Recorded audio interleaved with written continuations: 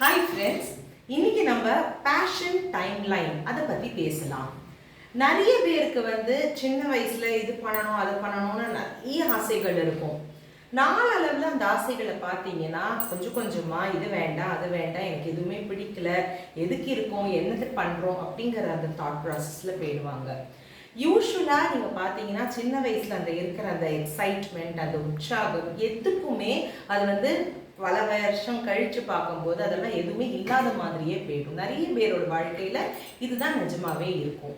So fashion time line அப்படிங்கிறதுனா நம்ம எந்தெந்த வயசில், அதாவது சின்ன வயசில் என்னென்ன நம்ம பண்ணணும்னு நினச்சோமோ அதெல்லாம் நம்மளோட அன்ஃபுல்ஃபில்ட் டிசையர்ஸாகவே இருக்கும்.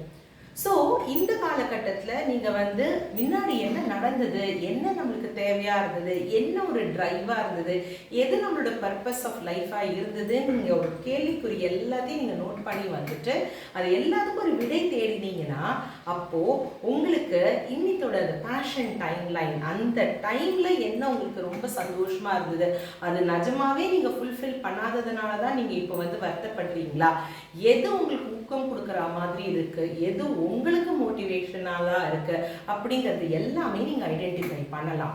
இது ரொம்ப ஒரு நல்ல ஒரு எக்ஸசைஸாக கூட இருக்கலாம். ஏன்னா நிறைய பேருக்கு இன்னைக்கு காலகட்டத்தில் அந்த டிரைவ் இல்லாமல் போகிறதுனாலையோ இல்லையோ அவங்களால முழுமைத்தனமாக அவங்களோட லைஃப்பை ஃபுல்ஃபில் பண்ணுற மாதிரி வாழ முடியலை.